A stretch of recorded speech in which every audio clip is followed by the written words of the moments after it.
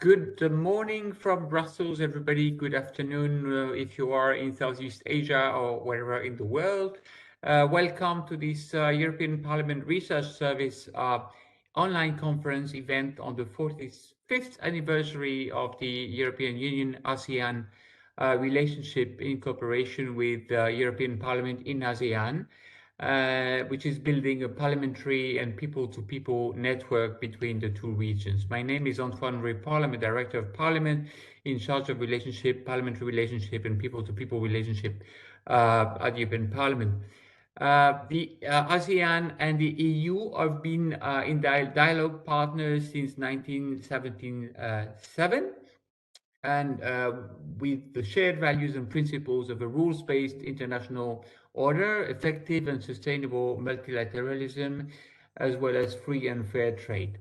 The partnership brings together 37 countries and over 1 billion people.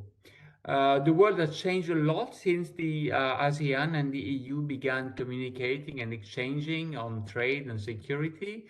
Europe has progressed quite a lot, I must say, since 1977 in terms of integration, but it also had faced and continues facing extremely big challenges, now the latest being after the pandemic, the war in Ukraine and the many consequences that we are facing and we will face in the fields of energy and inflation, just to name a few.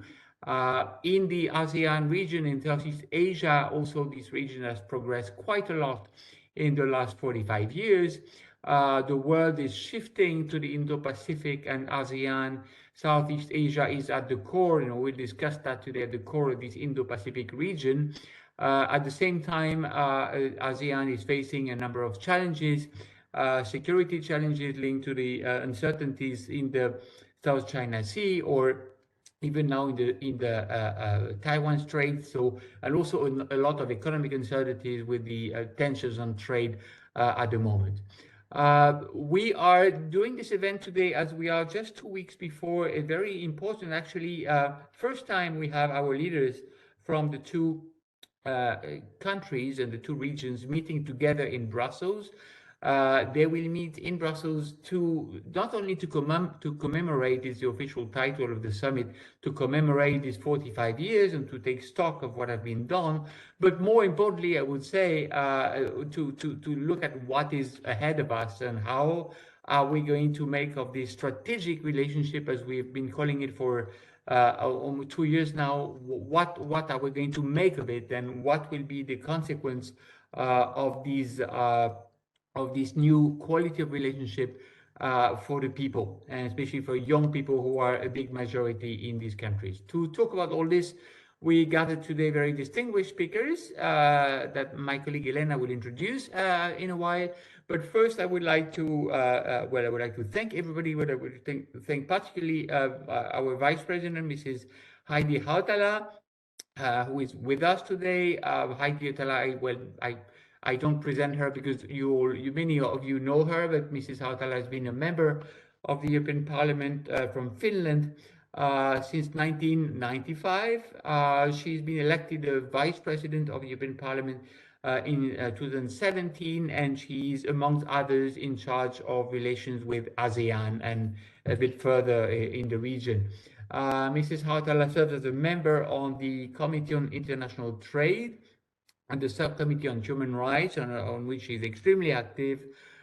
She's been a minister in her country, and in the last month, she's been very active on the Myanmar issue because she has chaired a quite innovative international parliamentary, here we are, Mrs. HAUTALA, thank you, international parliamentary inquiry on Myanmar that has just delivered its conclusions. I'm sure, Heidi HAUTALA, you will say a word about that. So the floor is yours, and Mrs. HAUTALA told us that she would be able to stay all along this conference. So I guess we will listen to you. Then Elena will introduce the speakers, the panelists, and we'll have a Q&A after the session. Floor is yours, Vice President. Yeah, thank you very much, Antoine, and thank you for EPRS really supporting us with quality briefings and organizing this kind of events, and very happy to see all the speakers as well.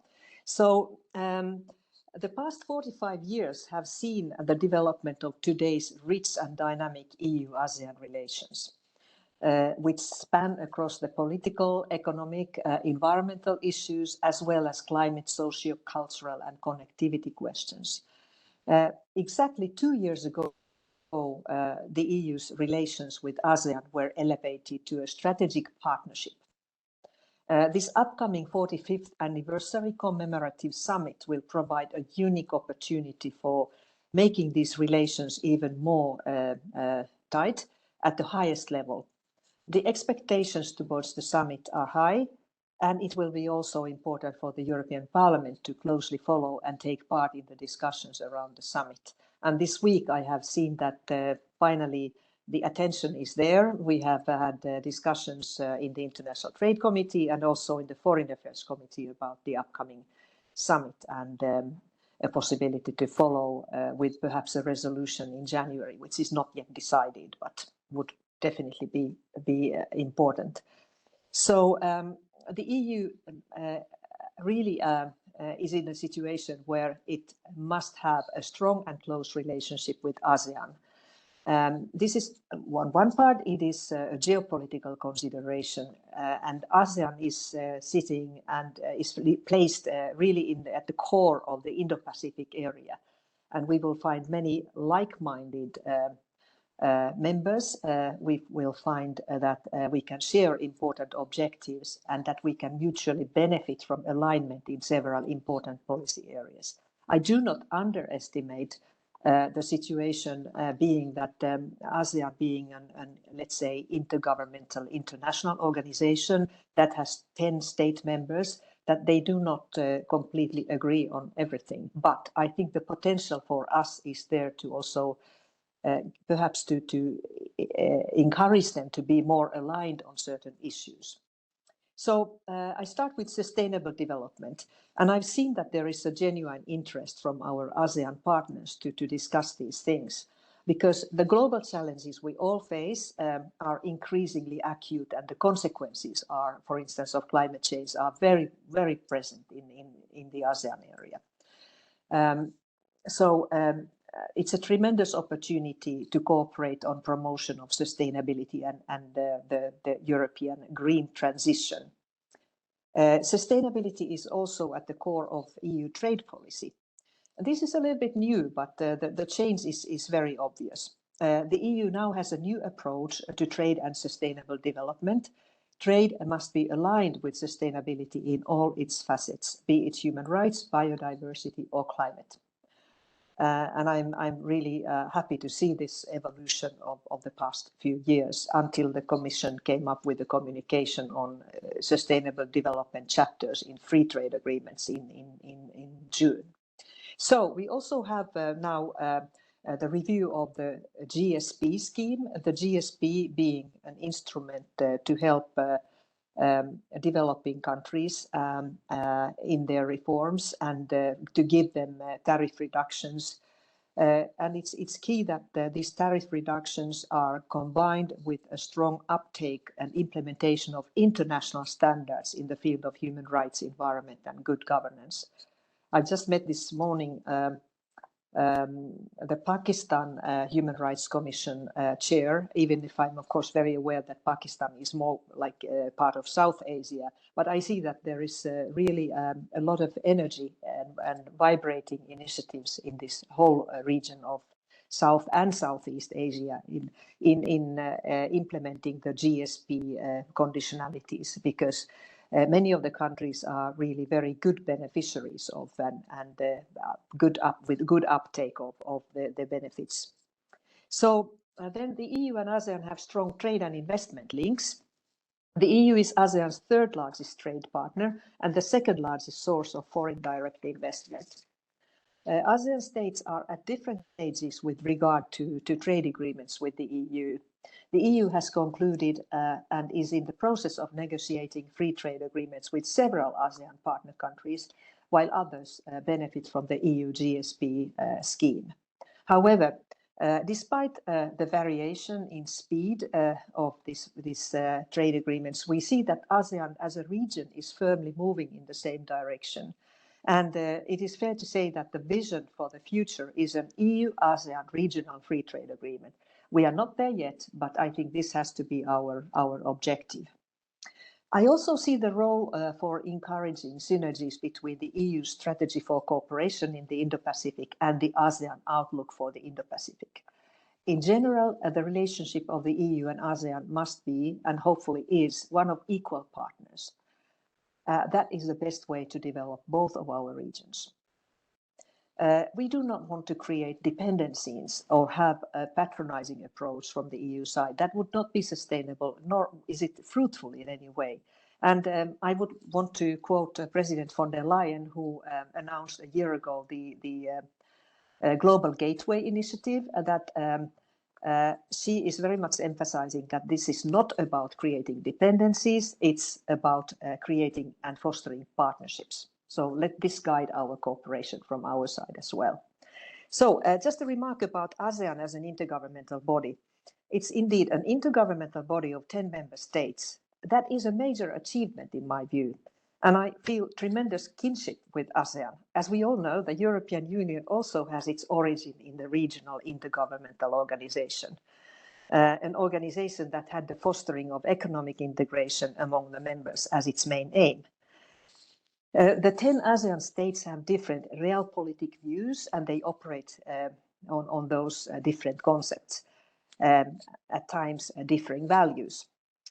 Finding unity has not always been a walk in the park, and this is very well illustrated by the challenges in finding solutions to the crisis in Myanmar, which we should, again, as the EU, we should make our best to put it back into the international agenda. This is one of the crises that deserves and needs our attention. We need to have solidarity with the people of Myanmar. So I will give a few remarks on that. So I very much hope that the Myanmar crisis will feature as an important topic also in and around the upcoming commemorative summit. The European Union has demonstrated its ability to address the crisis with several rounds of sanctions and active involvement in the international scene. However, what we see is that the international community has very much relied on the ASEAN in responding to the Myanmar crisis after the military coup of February 2021. And sometimes I would even think that we have gone behind the back of ASEAN. ASEAN has relied, then again, on their turn, on the 5-point consensus on Myanmar that they adopted in April 2021. But it is very obvious, and this is also one of the main conclusions from this international parliamentary inquiry that I had the pleasure to chair recently, that it has been a failure in terms of finding a solution. The junta's commitment to the implementation of the 5-point consensus has been inexistent, and pressures towards a complete redrafting of the consensus are high. We do not, of course, want to dictate what the ASEAN countries need to do, but I hope very much that the next chair of ASEAN, Indonesia, will use the opportunities to make real what is in the ASEAN highest level statement from November, that they want ASEAN to involve themselves and engage with all stakeholders in the crisis. So this means something that the European Parliament has also called for. We have called for the national unity government, which basically represents the Austin Parliament, and the spectrum of democratic forces in the country to be recognized as a partner in the dialogue. We have also made it very clear in our resolutions that the raison d'etre of the junta as the guarantor of national unity ceased to exist at the very latest in February 2021. So it's a challenge for ASEAN that they would somehow leave behind their principle of non-interference towards a principle of non-indifference. And the outcome of the discussions in ASEAN's recent summit provides some hope indeed. And we very much, as Parliament, want to see that the ASEAN incoming chair, Indonesia, uses its full potential here. So finally, the European Parliament has for quite many years already purposefully been building parliamentary relations with ASEAN countries. We have the delegation for the relations with the countries of Southeast Asia and ASEAN, the so-called DASE, which is chaired by Daniel Kaspari, and that has regular interaction with our counterparts in ASEAN. Next week again, we have a number of interparliamentary meetings. And in the International Trade Committee, we have a monitoring group on ASEAN, which I chair, with the exception of Vietnam and Singapore, which have dedicated bilateral trade agreements with the EU. Indeed, and then we have developed relations with the ASEAN Interparliamentary Assembly, IPA, and the regular exchanges we have with them. So perhaps we also can keep alive the vision of parliamentary cooperation, which could aim at creating at one point the establishment of an EU-ASEAN Parliamentary Assembly.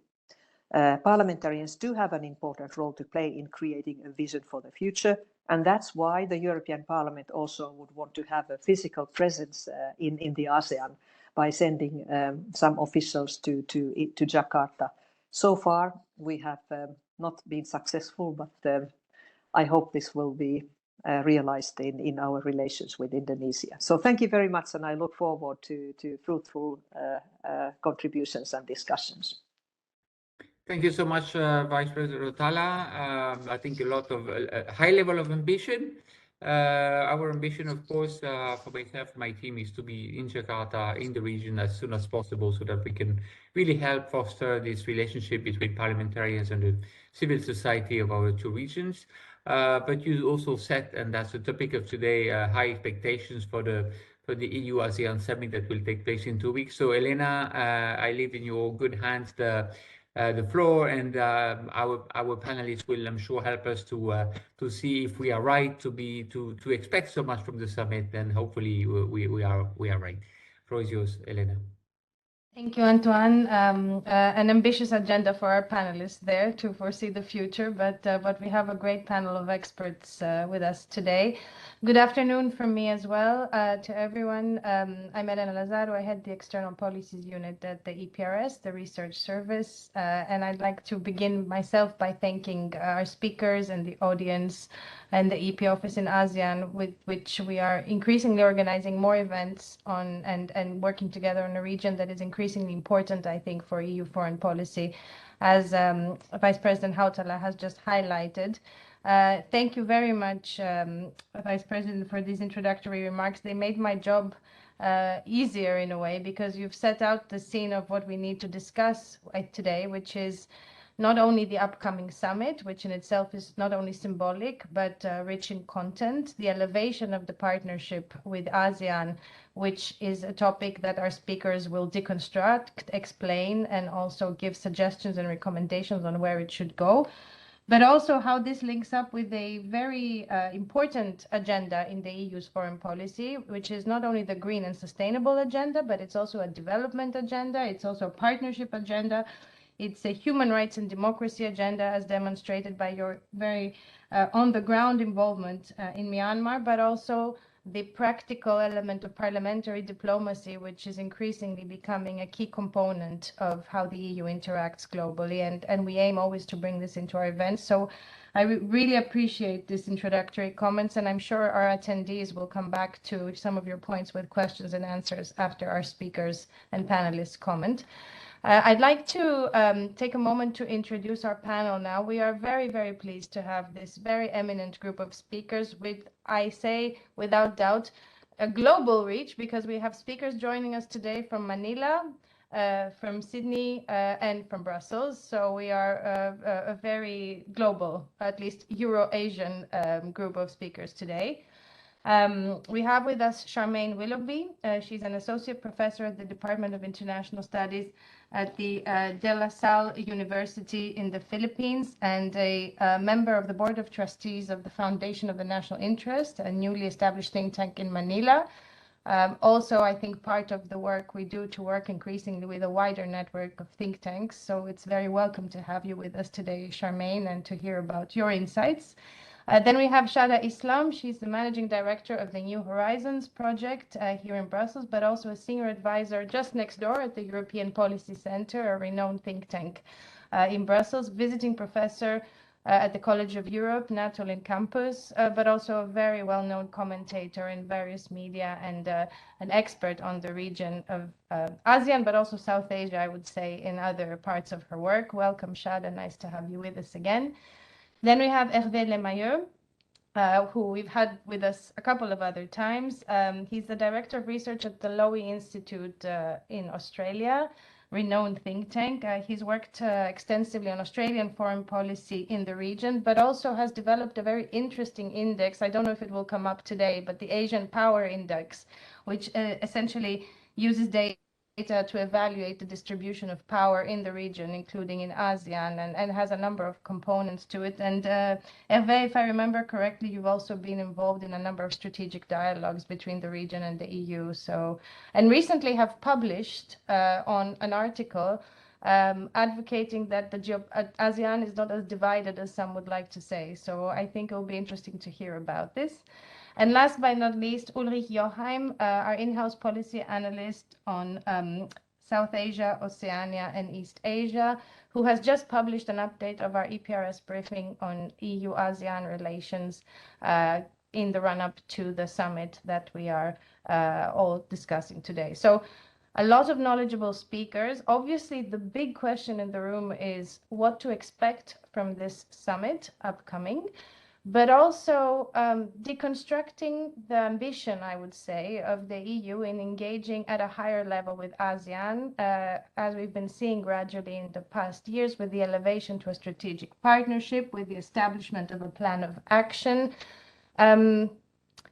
Mrs. HAUTALA began her talk and said a few buzzwords that we hear these days when we talk about ASEAN, and I noted down geopolitics and Indo-Pacific. This is something we hear a lot about, which is quite interesting. As in the past, I remember when I began studying regional integration, ASEAN was mostly studied in terms of comparative regional integration. So this was how the EU compared to ASEAN, to Mercosur, to African Union. Today, there's a lot of talk about geopolitics, about security, about the Indo-Pacific, about like-mindedness. But I also found it very interesting that in your speech, you also talked about the nature of the two organizations. So I hope we'll be hearing about how that plays in to the equation by our speakers. Now, a reminder to our audience, we have attendees who have joined us on WebEx and a number of attendees who are watching the live stream. If you are watching on WebEx, you have the opportunity to ask questions to our panelists and to the keynote speakers. So please feel free to insert questions in the Q&A function or the chat at any point. This is the benefit of the online environment. You can already put the questions in, and I will be taking them all together at the end. Having done that part of the housekeeping, I'd like to ask Charmaine to introduce her thoughts about the topic. And Charmaine, I know you've been thinking a lot about the commonality of threats that the EU and ASEAN are facing today, particularly in terms of security and of the narratives. So I invite you to introduce that with reference to the summit and what we can be doing together. Thank you so much, Eleni. Good afternoon to those in Europe. Good evening to those in Asia and Australia. I'm deeply honored to join this conversation today with such esteemed speakers with whom I have had the privilege of working for an ASEAN-EU project in the case of Shada, and of participating in a program in Berlin and Brussels in the case of Hervé. It's so good to see you both again, and for that I'm really grateful to the European Parliamentary Research Service for making this virtual roundtable possible. Now, our two regions have come a long way, and the list of accomplishments cannot be understated. From an academic perspective, ASEAN and the EU are indeed two of the best examples of regionalism. But of course, we have very different origins and present circumstances, but we also have underlying similarities, such as our shared commitment to multilateralism and cooperation and adherence to the rules-based international order. But let me focus my remarks on some of the common threats that both regions face, and then end by emphasizing the importance of continued cooperation and of never dropping the ball, so to speak. For Southeast Asia, and this was also mentioned in the keynote speech earlier, one glaring issue is Myanmar, and for very good reasons figured prominently in the recent ASEAN Summit and related meetings in Phnom Penh. The organization, other than focusing on Myanmar, the organization also provisionally admitted Timor-Leste as a member. And Ukraine did a very symbolic move by signing the instrument of accession to the Treaty of Amity and Cooperation, which is the core document of ASEAN. This signifies that in principle, ASEAN supports Ukraine and respects its territorial integrity. What is hardly mentioned, other than in passing, unfortunately, is the South China Sea and the importance of maritime security in Southeast Asia. I mean, of course, the onus rests on the Philippines in keeping the South China Sea not only in the agenda, but even more importantly, in leveraging the Permanent Court of Arbitration's 2016 award, which was heavily in the favor of the Philippines. Now, of course, this was stymied, leveraging the 2016 award was stymied during President Rodrigo Duterte's administration. But now that we have a new president, we really ought to be pushing this with real on-the-ground efforts. And there are generally three ways in which the Philippines can leverage the 2016 award, hopefully with the support of ASEAN. First of all, our current president needs to mention the award continuously, regularly in summits and international engagements. I mention this because the issue of the 2016 award is noticeably absent in his narratives, in his rhetoric, in his international engagements.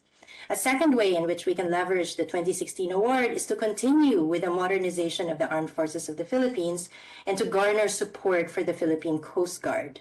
At the very least, because this allows local fisher folks to fish in our very own waters in as safe a manner as possible.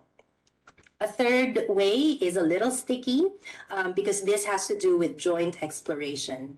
There is a lot of politics in moving forward with joint explorations, not least of which is because there are some aspects in the Philippine Constitution that does not really allow full joint explorations. There has been a moratorium on petroleum exploration, but this has been lifted in 2020. And then very recently, our Department of Justice issued a decision that the 60-40 rule on foreign investment in the Philippines now exempts renewable energy sources. So that means that there is potential for deeper cooperation in terms of exploring renewable energy sources in the West Philippine Sea because of this recent decision by the Department of Justice. This is very important for the Philippines, for Southeast Asia, and for our European partners because it highlights that now the floodgates are open. You know, we have been talking a lot about diversifying our international relations so that we are not dependent on just one source. So joint exploration in the West Philippine Sea doesn't only have to be with China. It now opens the possibilities for other partners for the Philippines, including our neighbors in Southeast Asia. Now, there are many reasons why maritime security is relevant, other than, of course, the fact that states ought to hold sovereign and territorial integrity sacred, regardless if those borders are on land or water. This, I'm sure, resonates very well in Europe. That Russia violated Ukraine's sovereignty makes the principles on which the post-1945 international order are built even more important. But apart from sovereignty issues, the South China Sea cannot be ignored because it is inextricably linked to the Taiwan Strait issue. It's geopolitics all around, and freedom of navigation is at stake, but so is human security, so that waters aren't used for human trafficking, IUUF, piracy, and the like.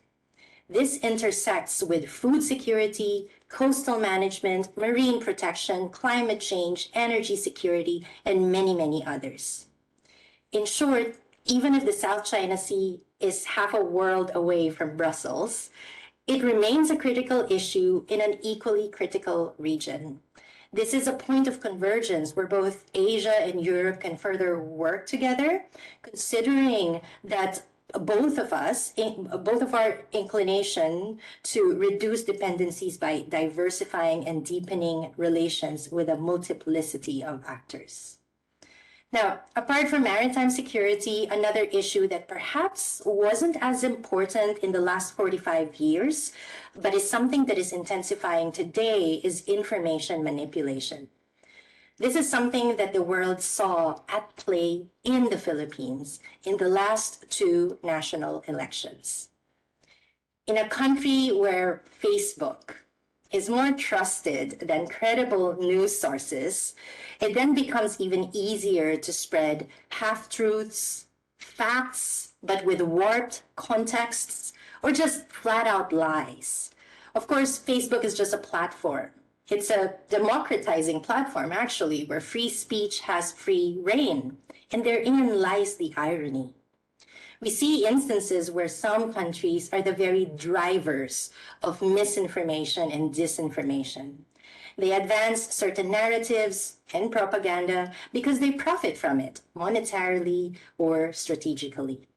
This gray zone issue is something new to the ASEAN-EU relationship and something that we hope will be a point of discussion and cooperation in the upcoming commemorative summit. I still have a lot of things to say, but time is of the essence, and I really look forward to our discussion. So let me end my remarks here, and thank you very much. Back to you, Eleni.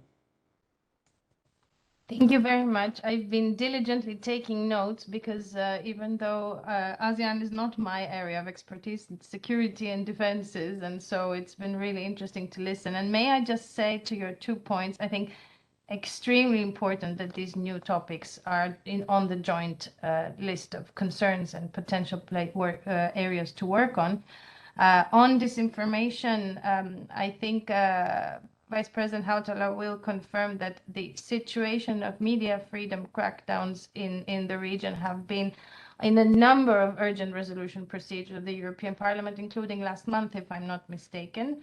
And so definitely something on the agenda. And on maritime security and the way you tied in the human security, food security, definitely on a number of initiatives of the EU. And I have to say that it's increasingly interesting that even in the Strategic Compass, which is the EU's document on security and defense, ASEAN is mentioned 7 times. But also one of those times is, of course, the intention to build further cooperation and partnership on maritime coordinated presence, including to secure freedom of navigation, but also the freedom of passage of food. So all of these issues that are now very much on our minds and concerns. So a lot there on the threat environment and the need to cooperate, which leads me very conveniently, I would say, to Shada, who will give us a sort of a tour de table, if I might call it that way, of the cooperation between the EU and ASEAN in the past 45 years, but also the issues that are now of concern. And I know, Shada, you also wanted to bring in maritime security to a degree, but a number of other issues that you've been working on and studying. Thank you. Thank you very much, Lady Vice President. It's a pleasure to be on the same panel as you. We've met before several times and share many of common interests. Hello, everyone. I'm going to talk about the geopolitical relevance of EU and ASEAN. Going to take a quick look at how we've got where we are, the strategic partnership that we've got now, and then what lies ahead, including some challenges and dangers that I see. Three preliminary remarks. We all know we live in very perilous times, and these geopolitical tensions could actually have been quite detrimental to EU-ASEAN relations. In fact, it's heartening and reassuring to see that they've actually intensified and led to an enhancement of these ties. And we've seen over the last few weeks, actually, just how much this relationship has become interactive. And I would say one of equality of partnership rather than the earlier version, which I think was more senior partner being the EU and a junior partner being ASEAN. I think we've seen that ASEAN has survived the Quad, this military alliance that was set up a few years ago. It has survived that. There was fears that this would actually reduce ASEAN centrality. It has not done so, and we've seen this recently. And the EU has survived the AUKUS, the trilateral military alliance between Australia, UK, and the United States. There was a lot of talk at one point that this was also reduce the relevance and credibility of the EU in the Indo-Pacific. The Indonesian chairmanship of ASEAN next year, I think, will give even more heft to this organization and to the region. And it's also very, very heartening for people like me to see that geopolitics is now just not just about great powers, but also about powers like ASEAN and the European Union, which are very important as well. We've seen also that the G20 matters, and once again, kudos to Indonesia for having proved that. There's a nostalgia here in Europe with the G7, but I think we're learning very quickly that we need to be in a more inclusive format when we want to deal with important and perilous geopolitical tensions. So therefore, this EU-ASEAN Summit that's taking place is really very important. And I think it's interesting that even in the midst of Russia's war in Ukraine, the European Union is finding the time, and I hope all 27 leaders will be in Brussels. A couple may not come, but already I think there will be the more important sort of presence here. And also very important that ASEAN leaders, 10 of them, are coming here. So we've seen that despite the war in Ukraine, these two regions are getting closer today. What I was saying, that if you look back 30 years or so, not 45 years, I wasn't there 45 years ago, but you see a change in this relationship moving from one of where disagreements, discord over human rights, often, of course, even then about Myanmar. There was what an Australian friend of mine, Filipina Murray, called regional snobbery, regionalism snobbery on the part of the EU, thinking very much that ASEAN should be like the European Union because they are regional organizations, and not accepting that or finding it very difficult to accept that ASEAN was working differently. There's very much, we can help you, we can help you, you can become like us, you should become a mirror image of us. And now we're living through a phase which is, of course, one of more equality and partnership. And even though, here in Brussels, we still talk in terms of us and them, I think the real conversation now is about shared interests, common challenges. And Charmaine has talked about some of them: disinformation, maritime security, food security, energy security, multilateralism, as we've seen also, multilateral rules being preserved. So there is an intensified coming together, which I find very, very heartening. Now, it's very important to see also that we have a special EU envoy. I'm hoping also Antoine will go there and set up the parliamentary office. And we're talking about youth participation, security, but all of this has been a long time coming. And I think that has been because we have always, sitting here in Brussels, sort of underestimated ASEAN's relevance. We're coming to understand it now, but I think there's still a long way to go. Now, my fear for this EU-ASEAN Summit, and I'll be very, very frank about it, is that it'll become dominated by Russia's war in Ukraine. Indonesia very astutely, very skillfully at the G20 summit managed to bring the 20 countries and the others participants together on a strong condemnation of Russia, but talked about a majority of countries. And if we are going to try here at the Brussels summit to bring all 27 countries of the EU and the 10 countries of ASEAN together on one single condemnation or wording, I think it's going to be very difficult. And I think we should really do our best to avoid that, because as Charmaine has said, there are so many other issues to talk about, including, of course, the Myanmar issue and, of course, human rights as well. So we've seen that East Asia Summit membership for the EU remains a bit of a challenge, right? We've seen Emmanuel Macron, the French president. He's been invited also as a special guest to APEC, the APEC forum in Bangkok. But the competition in the Indo-Pacific is heating up. There's China, of course, and the United States. We've got global Britain going there as well. And I think the EU needs to up its game. And that means, and I'll be very frank about that, that means going beyond the comfort zone. What we're seeing now is the EU getting closer and engaging in more intensified contacts with Australia, New Zealand, Japan, and South Korea, the so-called like-minded countries, or some call it the global West. But I think what we need to do now is to intensify our relationship with ASEAN in areas that we haven't done before. And that means talking about issues like connectivity, talking about issues like maritime security in more intensity, and above all, and I think Heidi has referenced that, we need to go forward towards an EU-ASEAN free trade agreement.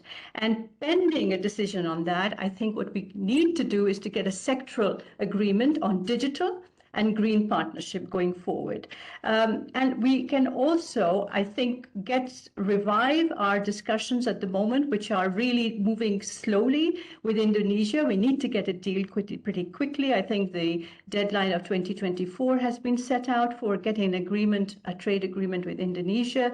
And we need to get forward, revive our talks with Thailand, Malaysia, and the Philippines as well. So I think a big challenge for us as the Europeans is going to be really to get these trade deals done, because as I said, trade agreements, there's intense competition. There's RSCP, TPPP, and of course now also the American Framework Economic Partnership that's there as well. So I think the big deliverable that we could get at the Brussels summit would be an agreement, at least to announce the revival of talks with the three countries I mentioned, Thailand, Philippines, and Malaysia, and to have a real firm deadline for Indonesian talks, and perhaps set the groundwork for an EU-ASEAN FTA. Thank you very much.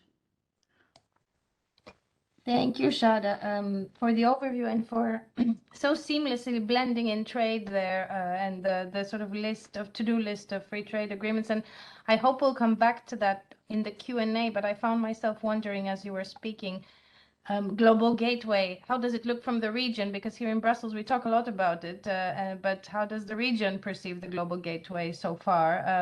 And secondly, of course, how does the region perceive a number of new initiatives on legislation that have to do with trade, supply chain due diligence, and other such issues that will definitely come into that discussion as they are with other parts of the world. So maybe something to keep for later on for all the speakers.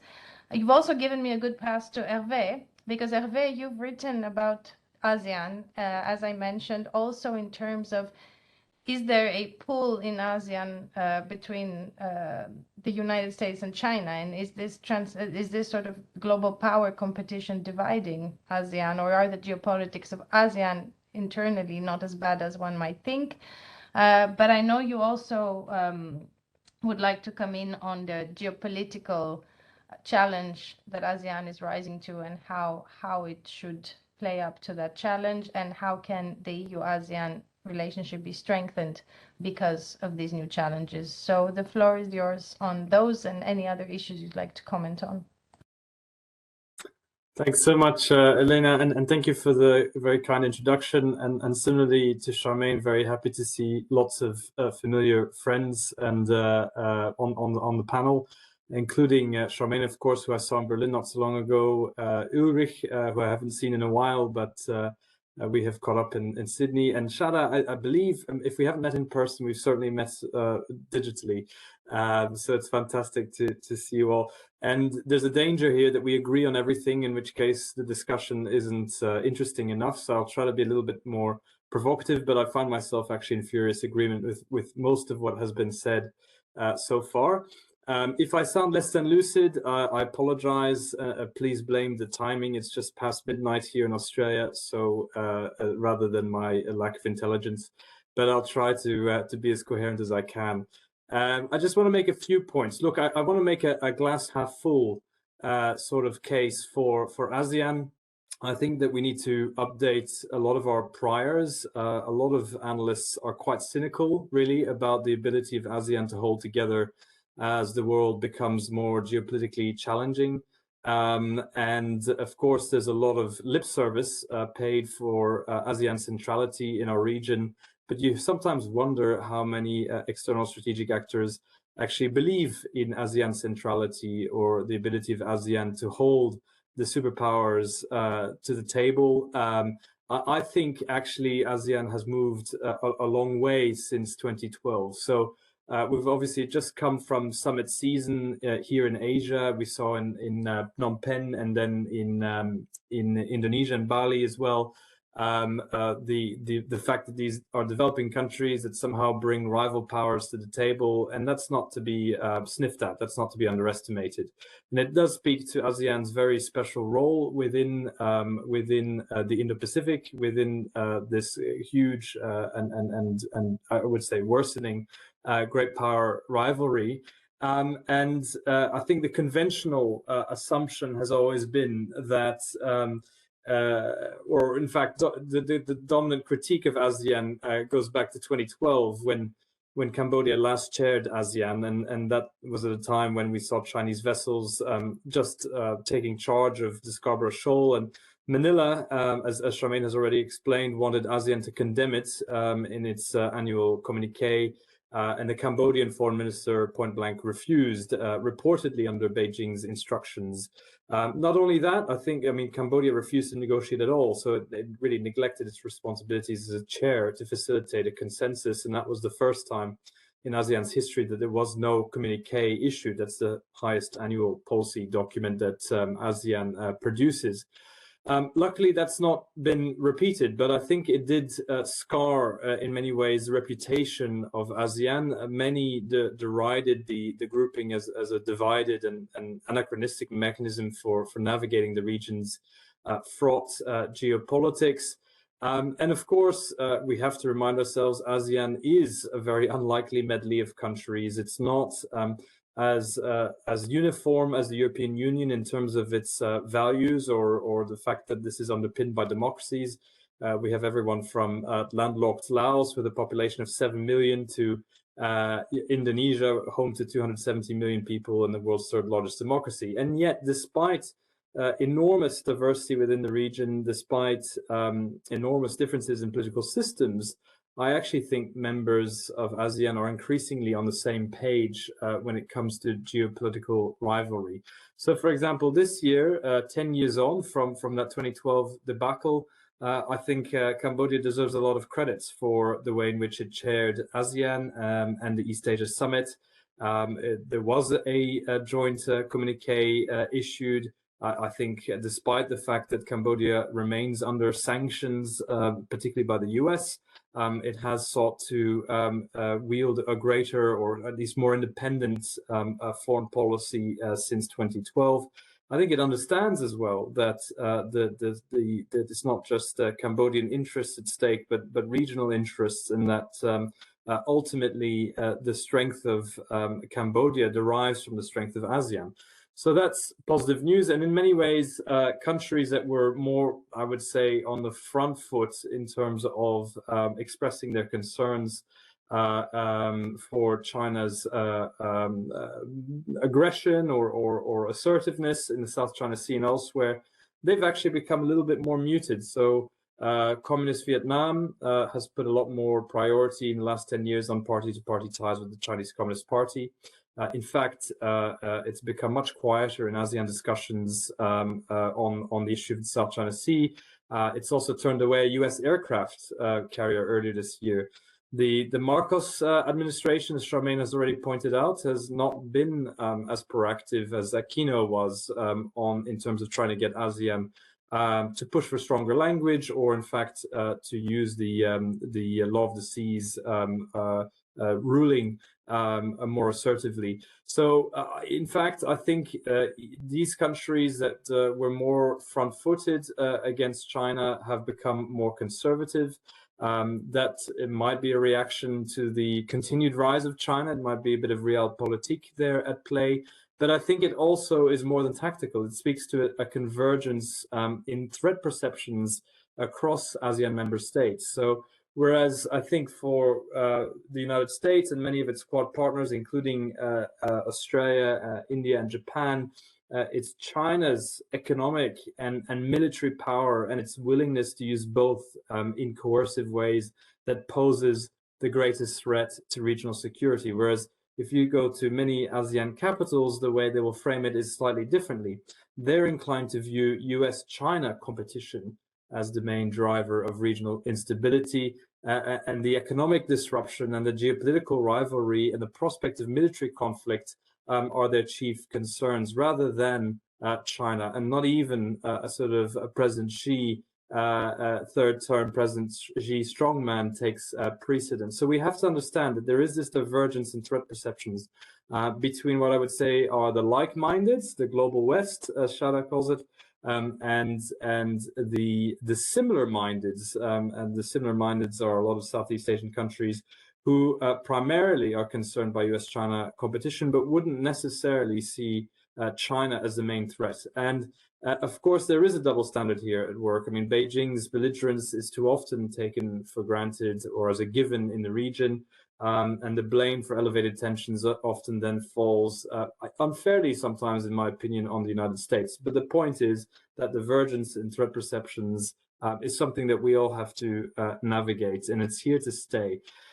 In time, I think ASEAN may well become an embattled but distinctive third pole in the competition between the world superpowers, between China and the United States, and that's not a bad outcome. It's a good outcome for Southeast Asia. It would be a good outcome, I would argue, for the EU and even the US, because a cohesive institution at the center of the Indo-Pacific is a stronger bulwark against Chinese domination than a region divided between those aligned with Washington and Beijing. But the central challenge then for Australia, for the United States, even for the EU, is really to square the circle between those two objectives, between creating a strategic counterweight against China with the like-mindeds, with the balancers, as I sometimes call them, and cooperating with a more non-aligned group of similar-mindeds, with hedgers, to use international relations talk, in shoring up the regional order, including multilateral institutions led by ASEAN. And that will require that we work beyond a coterie of the converted. It means that we have to take seriously the concerns of governments who do not share the perception that China is a primary threat, rightly or wrongly. Now, where does the EU fit into that? Well, I really liked Shada's description of regional snobbery. I think the EU has come a long way in adjusting its posture and its tone. But it's certainly one of the reasons that, for example, in Australia, there was a certain degree of reluctance to support the EU's membership in the East Asia Summit. I think that's changing, by the way. The EU is seen as much more relevant nowadays, and willing to play ball. But I would say, so coming back to, for example, on Myanmar, I mean, we tend to see only bad news, of course. As someone who grew up in Myanmar, I'm hugely dismayed, but I think we've got to be long-termists here. We have to see this as a generational process rather than something that will be resolved in 2 years. I've also seen not just ASEAN falter, but I'm old enough to remember the UN faltering. And in fact, any question of an alternative to the ASEAN approach needs to ask itself, are we not overestimating the influence that any external party has in Myanmar? It seems as if the generals are incredibly impervious to external influence. So given a fairly dismal situation and outlook in Myanmar, I actually think ASEAN hasn't done such a poor job. And it illustrates a point that we're making, which is that increasingly ASEAN consensus tends to form around the median position as opposed to the lowest common denominator. So in 2012, the lowest common denominator position was no position at all, and that was Cambodia's. In 2022, on Myanmar, which is the next biggest challenge for ASEAN, what you see is a median position that is further than, for example, what Thailand wants, but less strong than what Malaysia and Indonesia want. But it's a consensus position, and it deals in the likes of Cambodia and Indonesia into the equation in ways that would not have been possible without ASEAN. So, I mean, these countries would either not have cared or they've been shouting on the sidelines. And now, to the extent that the world has any influence on Myanmar, well, ASEAN is leading the field. And I think it has time to adjust and to strengthen its approach, because Myanmar is going nowhere fast. So that is the kind of glass half full on Myanmar. But I would say I think it requires a little bit more sympathy and comprehension from the West, and including Europe. Now, just to end here on Europe, where does Europe have the comparative advantage in Southeast Asia?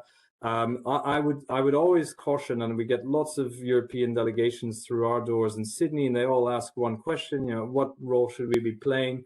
I caution against necessarily emulating or trying to emulate the United States, because the fact is Europe is not considered as a military heavyweight in this region. It's great to be symbolically showing that Europe is in support of the rules-based order, wherever that is, whether that's in the South China Sea or in Ukraine. Fair enough, freedom of navigation important, but no one really thinks that Europe is going to shift the needle on the military balance of power in this region if conflict were to break out. But where Europe does have the comparative advantage, and this is where we should be looking at a division of labor with the United States as opposed to trying to copy the US, is on economics and on trade, because of course, in fact, Europe is a much more important economic player than the United States is in Southeast Asia, and the US has largely abdicated this space entirely with its withdrawal from the Trans-Pacific Partnership deal under Trump, and that's continued with Biden. I think IPEF, the Indo-Pacific Economic Framework Agreement, is a sort of diplomatic achievement for the United States, but in material economic trade terms, it means very little indeed. By contrast, of course, the EU has set up some really impressive, very deep, very substantive bilateral free trade agreements with countries like Vietnam and Singapore, under negotiation in Philippines and Indonesia. Beyond Southeast Asia, you also have Japan, you've got New Zealand in negotiation with Australia. That is impressive. But what I would say that the EU hasn't done so far is the multilateral agreements. And now a lot of skeptics in Brussels might say that's all a bit of geopolitical bling.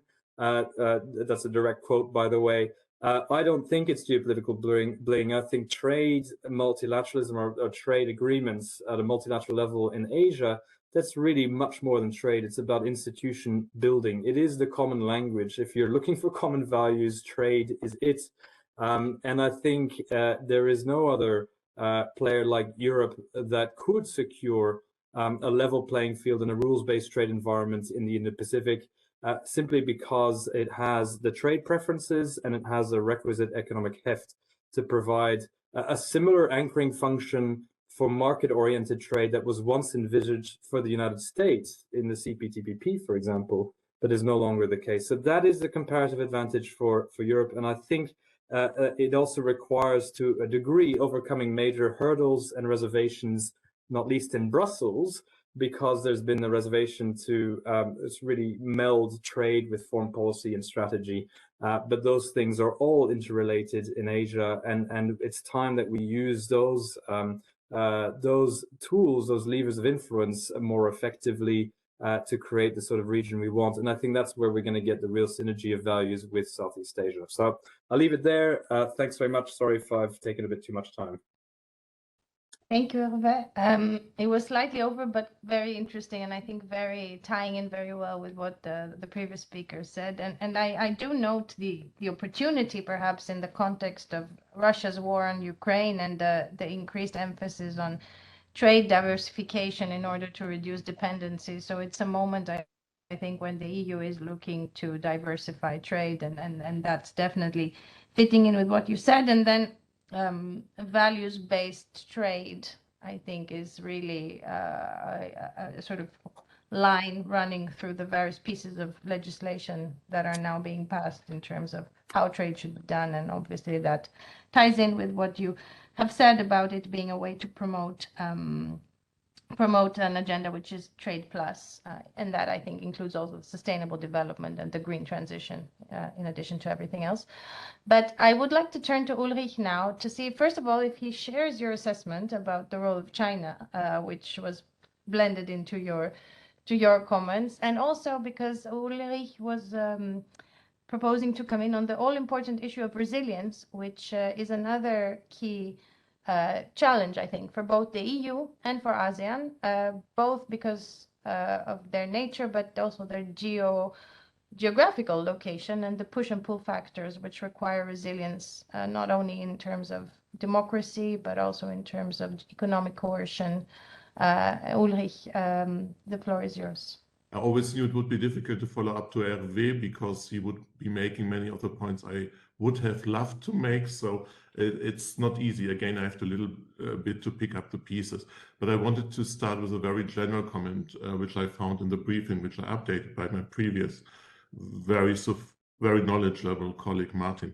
And he made the very valid point that ASEAN, first of all, had the same objective as the EU, which is to ensure peace and stability among member states. And in this regard, it has been very successful. I think this is sometimes neglected because we consider, we compare EU and ASEAN, and then we think ASEAN is perhaps not so united or not strong in its reached consensus. But in the end, I think it has, first of all, reached its main objective, which is to ensure peace and stability in the region. Relatively well, I would say. Then the second point I wanted to make is that I fully agree with what Hervé was saying on ASEAN as a future third pole and a stronger bulwark in the region, in the center of the Indo-Pacific there. As Hervé also said, everybody clearly agrees.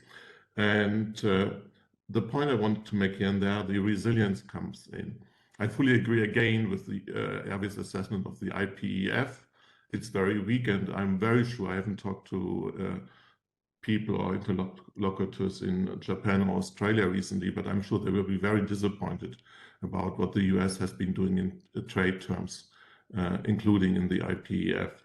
So actually there is complementarity between the EU and US in this area, and their resilience comes in, and it links also to the summit, because resilience is economic resilience, in my understanding, it's digital and it's green resilience.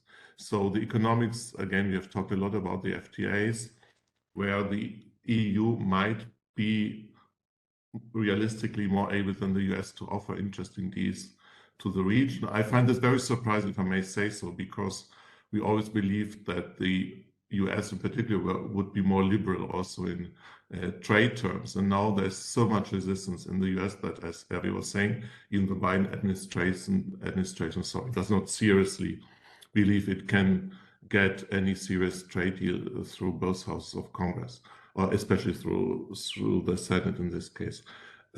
So I think we have been very successful, sorry, I'm a little bit tired also, in this regard, and because we compensated the losers from trade much better than the UK and the US did.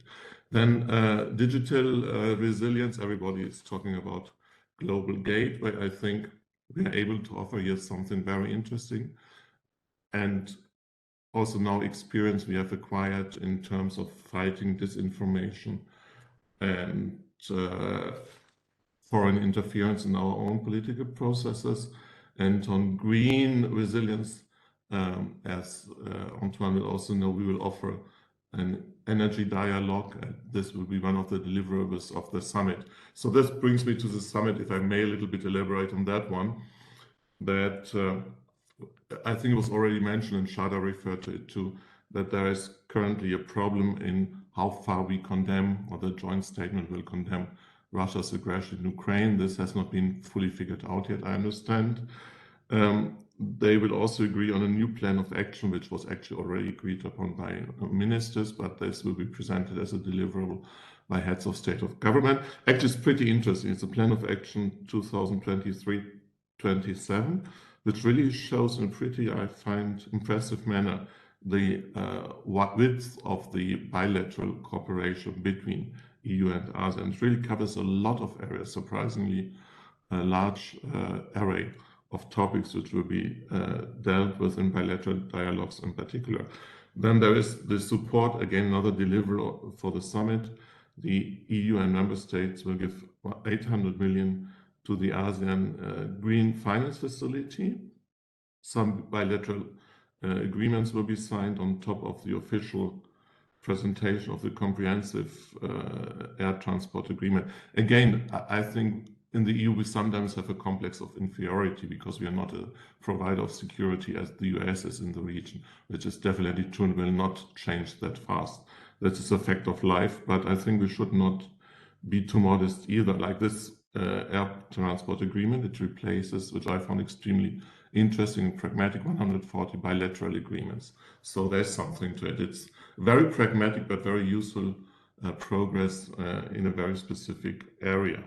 So, and there will be bilaterals, higher education summit, a youth summit, and a business summit. So all in all, the point I wanted to make, I agree with Hervé. I think we should focus on our attempts, realistic attempts, and all we can do to ensure that ASEAN becomes more resilient and that it develops towards this third pole. Again, I mean, let's be very frank, if you look at different Indo-Pacific strategies of member states, you know, the Germans have one, the Dutch have one, the French have one, then we have our own EU one. I think it's, again, the discussion hasn't been fully led yet, I feel, between the two concepts which Hervé was mentioning, between, you know, promoting ASEAN as a third pole, or whether we want to take the kind of global West attitude towards the region. So this discussion, I think we also have to lead how far we also want to engage in terms of actual security, military hardware, in the region. So all in all, yeah, I think the summit will show how strong now bilateral relations are, and I hope it's a good signal, because I understand that in the past, especially after the Asian financial crisis, we somehow failed the countries in the region. Thank you very much, Ulrich, for those concluding remarks of the first round, bringing together a number of threads, but also these various types of resilience that you referred to, I think are very interesting. I'm reminded that the new US national security strategy refers to deterrence through resilience even. So I see we now have resilience as a concept that is all-encompassing, or rather spreads across various areas.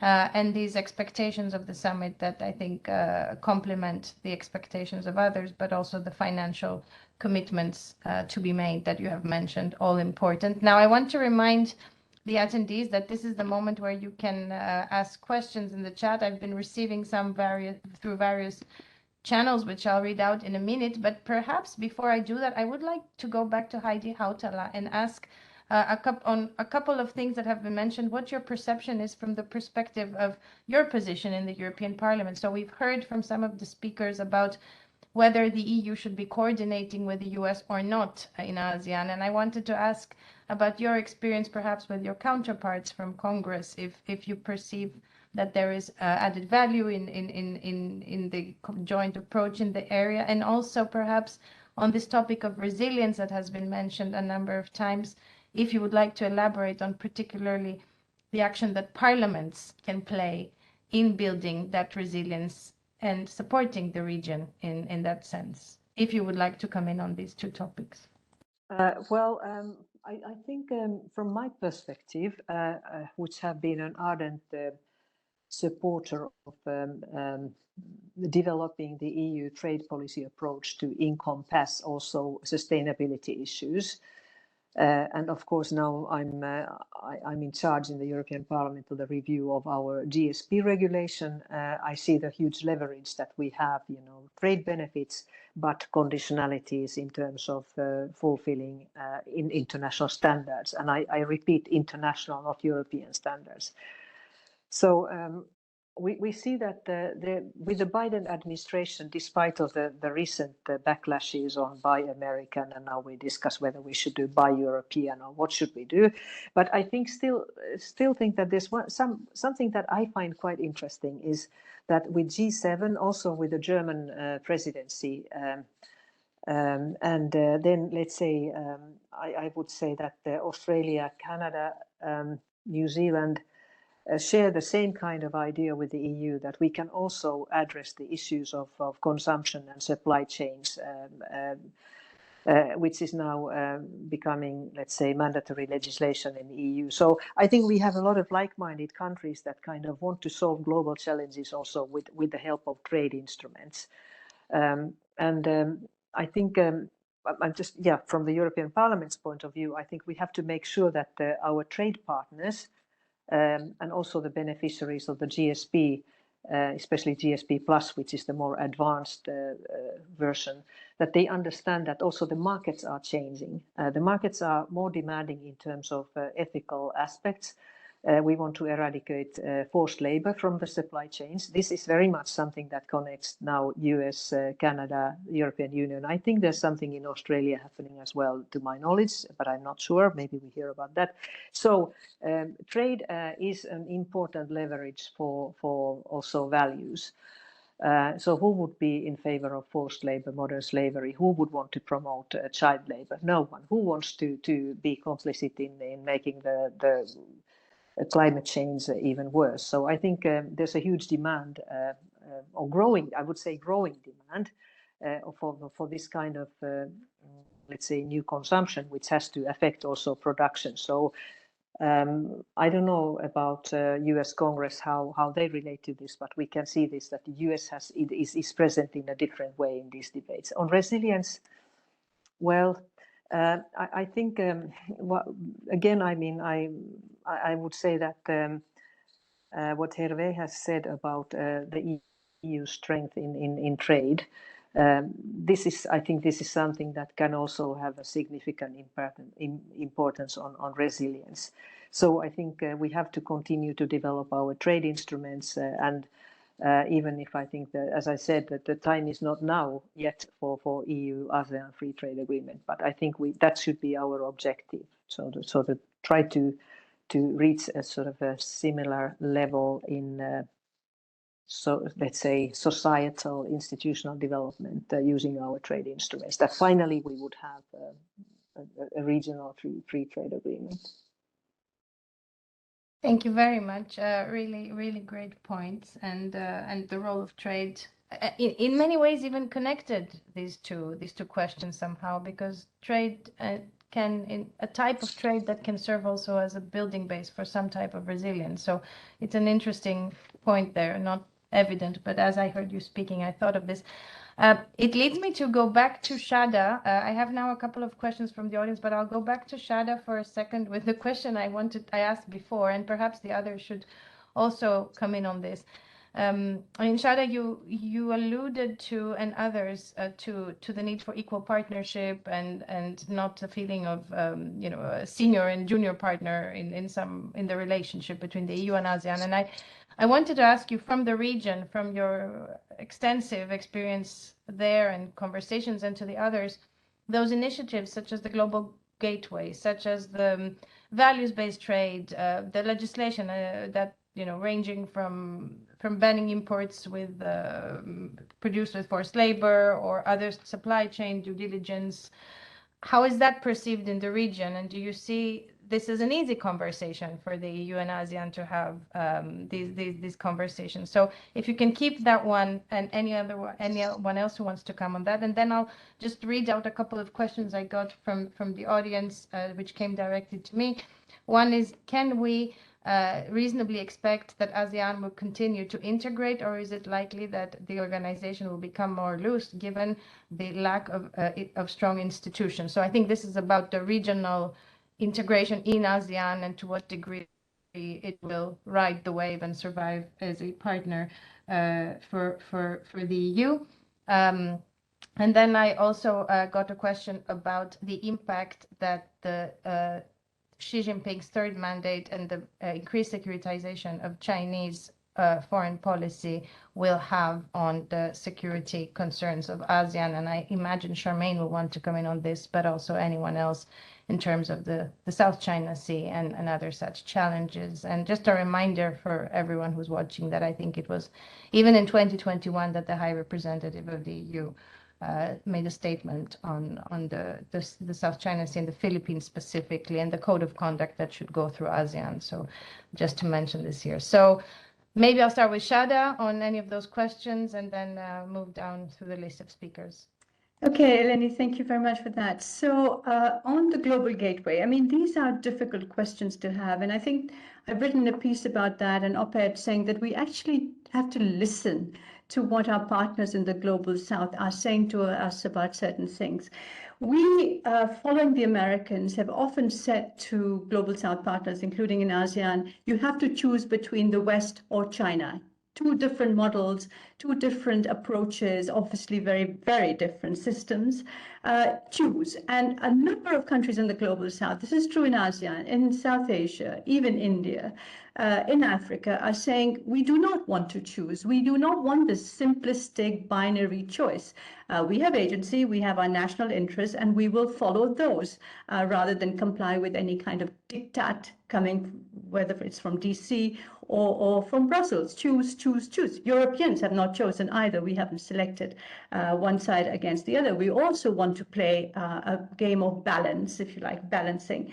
So if we don't listen to countries in the global south, we come up with policies, whether it's the European Parliament, whether it's the European Commission, which are flawed to begin with. And I would argue that Global Gateway, first of all, is flawed from that side because it comes 9 years after BRI.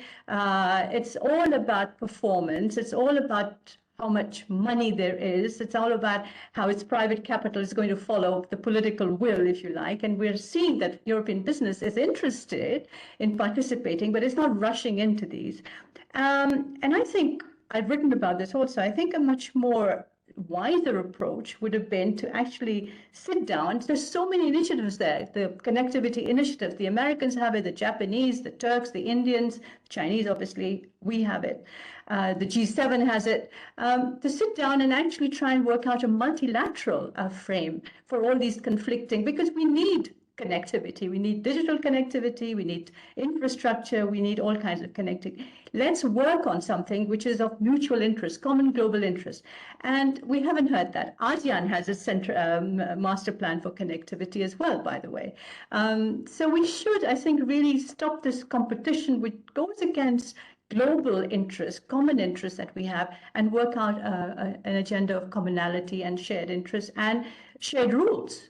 Some basic rules on accountancy, responsibility, transparency, anti-corruption, labor laws, you know, which are mutual. And then we'll have on trade. Heidi, you and I have had this conversation before, and I think the European Union, as Hervé has said, is a very important trade player. So I think we have to be careful about how much conditionality we impose from the start on countries. We have to accompany countries. All countries have domestic lobbies that are fighting against forced labor, against child labor. I mean, you can see that across.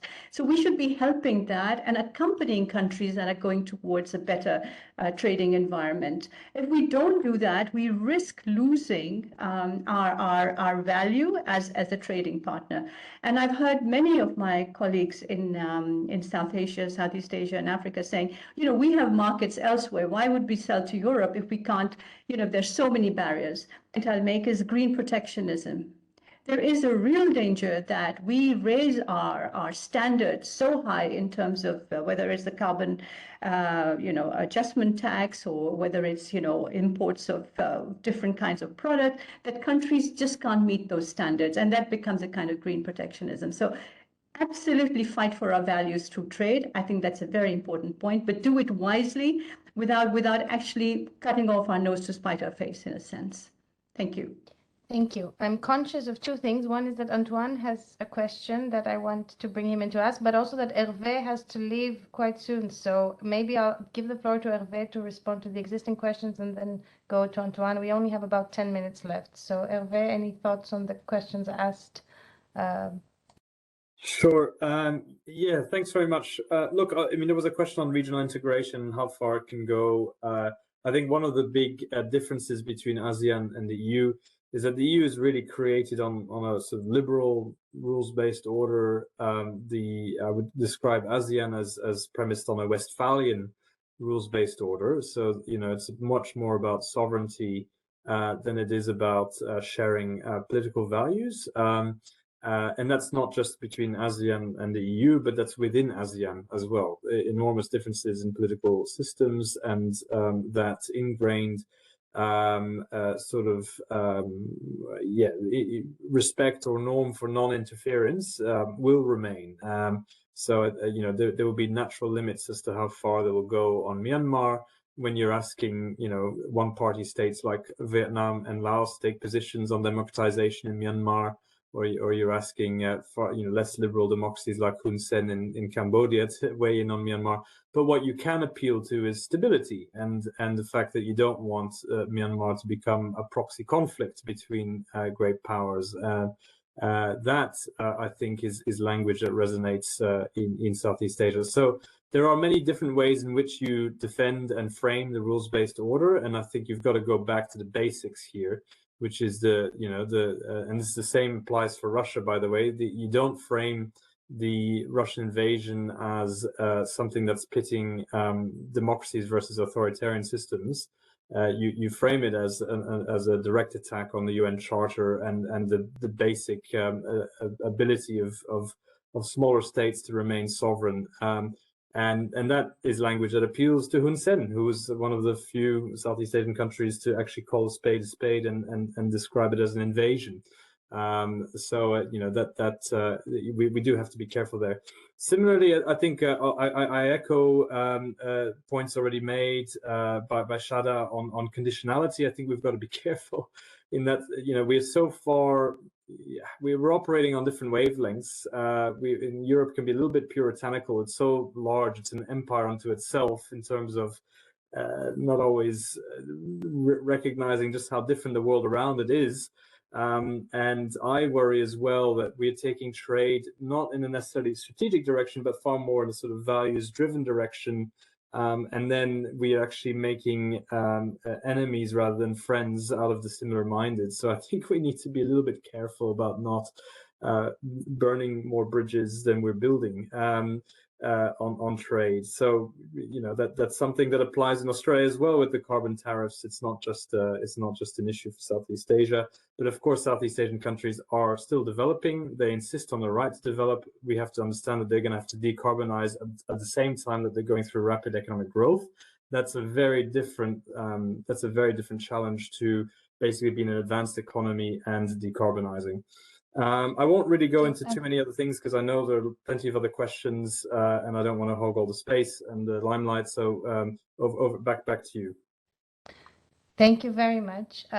So I will give the floor to Antoine to ask his question now, and we'll then go to Charmaine. And just Charmaine, beyond the question that Antoine will ask, there's also one in the chat that is for you, which is, how do you see the new Marcos administration handling the tug-of-war between Washington and Beijing, thinking of Kamala Harris's visit of the South China Sea last week and the APEC summit? So keep that one in mind. And Antoine, telegraphically, if you can add your question to the mix. Yes, absolutely. Thank you, Eleni. I think all participants agree, all panelists agree that there is a momentum. Antoine, can you speak up a bit louder because I think we cannot hear you. It looks like everybody agrees within the panelists that there is a kind of new momentum, a change of shift, a change of way people interact with each other in a more equalitarian way or in a more for spirit of partnership. And I would like to know from the panelists whether you don't believe that we have a lot of plans, a lot of projects, a lot of action plans happening. So many things are really happening, but it's made sometimes hard to understand what we are doing, so many things we are doing. So if you were to pick one or two initiatives, a project that you believe would be emblematic of what we can really do together and show to the world or show to each other at least that on this or that topic that is a low-hanging fruit, we could show that we could build confidence between our two regions because we're able to do it. It doesn't have to be a huge thing, but a very practical thing that will show to us that we are good at working together. The second thing is we will have something or a lot we will see at the summit coming from the head of state and government. But do you think that the civil society, and what do you think the civil society or parliaments could achieve in building this relationship apart from what the executives can do? Thank you. Thank you, Antoine. I will I hope we'll rise to the challenge of answering that in 5 to 6 minutes. But Charmaine, really, if you can share with us briefly your views, your thoughts about the question about the Marcos administration, and then the one topic that you think that will come out of the summit that is the low-hanging fruit. Thank you. I will actually identify 3 points, and I think these 3 points can answer the question you posed to me, Elena, and the question from James. The first is that domestically, it bears repeating that the Philippines still needs to complete its the modernization program for its armed forces. So this is precisely why our alliance with the United States has been very, very important. And this is also why the EU's turn to the Indo-Pacific, along with the EU member states, have been received very, very positively, because we realize that, you know, the more that there are in this party, the better able the Philippines will be in addressing the military aspect of the South China Sea dispute. The second point that I'd like to make is that China has already made a lot of headway in the economic front. So it is imperative for all of us really to really get down and dirty on the economic aspects, because we cannot confront China head on. So in this sense, we need to fight the battle the way that they are fighting it, and this is through economics. The third, and I think this also can answer Antoine's question, is in regard to, you know, low-hanging fruits. I think there's a lot that we can achieve in regard to people-to-people relations, because that will also dovetail very neatly in terms of resilience. There is value in investing in human resources, in doing a lot of track 1.5 and track 2 discussions, because it's in those professional networks that we can really move things forward. So there, thanks. Excellent answer. Thank you so much for that. So Ulrich, to you, now really telegraphically, low-hanging fruits to take away from the summit. What can really be done that will have high impact? That's a very difficult question. I was tempted to say, you know, promote the FTAs, but then Antoine said low-hanging, so that's clearly not a low-hanging fruit. So it's a very difficult question. But on the other way, I think I agree with Shada and Hervé. I think in the global West, we do not always understand that the period pre-pandemic was a pretty good one for the global South, because they had pretty good growth rates, and so they have every interest in getting more exports to us and perhaps importing more technology from our side. So yes, although it's not low-hanging, I think we should insist a lot, and it's our comparative advantage compared to the US, whatever you say. So it will be a tough sell. I think Ms. HAUTALA will agree. It will be probably a very tough sell to get FTAs through, also through the Parliament, and especially if we want also promote investment, it will be more difficult because of the difference we now make between ratification also by member states and member states' parliaments. And then the second point on people-to-people, I agree. Look, I used to work in Japan. I always was a little bit skeptical of people-to-people. You know, if you imagine the normal European citizen meeting with a normal Japanese citizen, it will already face serious challenges in terms of linguistic comprehension. So I think there I agree with Charmaine. I think the most productive probably is to first launch track 2 dialogues, where you have at a higher level dialogue between people who share a certain background. So I find it a little bit too ambitious, honestly, to try to promote people-to-people like at the level, as sometimes it's implied, at the level of normal citizens. I don't want to sound arrogant, but as I said, in the case of Japan, it's difficult to imagine how that would work in practice.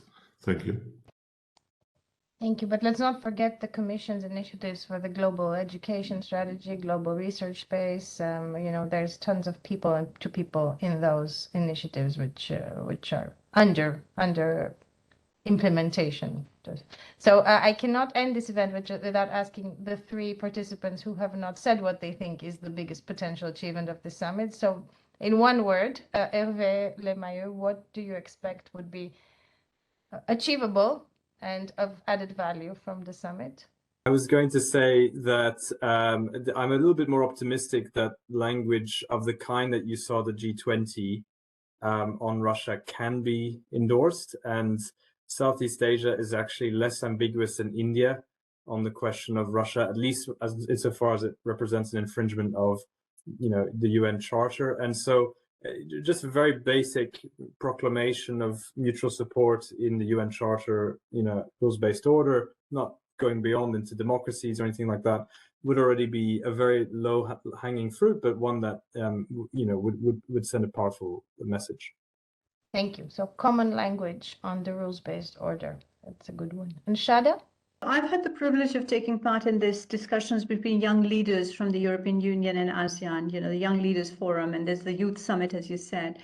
And one of the recommendations that these wonderful young people have put forward is that this youth forum, this Young Leaders Forum, should be institutionalized, so that there's a constant to and fro, and there's just not an ad hoc initiative. So I think it would be really good if the leaders did, first of all, listen to what these young people are saying. Some of their comments and recommendations are really, really wonderful, very, far-reaching, very important, and that this was a permanent sort of consultation mechanism, And my second point would be a health partnership, because, we have now, because of the war and the geopolitical tensions we're living in, forgotten that we still have the pandemic. I mean, we're seeing what's happening in China at the moment, and even here in Europe and in ASEAN, it hasn't completely gone away. So I would like a promise that the next time, God forbid, but it will happen, we have a virus of the kind we've had now, there will be more cooperation from the start, and there will not be a sort of retreating into protectionism that we have seen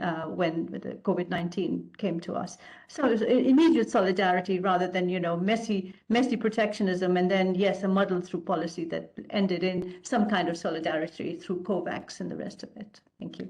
Thank you. And let's not forget that yesterday the Commission adopted the communication on the EU Global Health Strategy. So it ties in. And last, and we'll finish with that, Vice President HAUTALA, your one expectation from this summit of something that is realistically achievable and would bring value? Yeah, I also sometimes somehow would like to address the question of Antoine Ripoll on the role of civil society and parliaments. And it's true that we could institutionalize some of those networks. For instance, in the ASEM, we have already, since many years, we have the ASEAN European Parliamentary Forum. We have the Civil Society Forum. So something like that could be a good idea. But concretely speaking, I think projects around promotion of the green and digital transition with capacity building programs, I think, could be something that could appeal to all the countries in ASEAN as well. Thank you very much. That concludes our discussion. I truly learned a lot from all of you. I think the summit that we're about to see is one that we can anticipate everything from trade and maritime and tangible projects, but also, most importantly, perhaps, the symbolic and sort of joining of forces in terms of what we are now referring to the like-minded and sort of thinking about what the two regional organizations can do together. You've all mentioned that the geopolitics perhaps lend themselves at the moment to moving ahead in some ways, but also the challenges of different organizations, different degrees of different types of economies, different degrees of institutionalization, different internal challenges, including the security questions. So as always, a lot could come out of it, but it involves dialogue and discussion and some common understanding and long-term vision.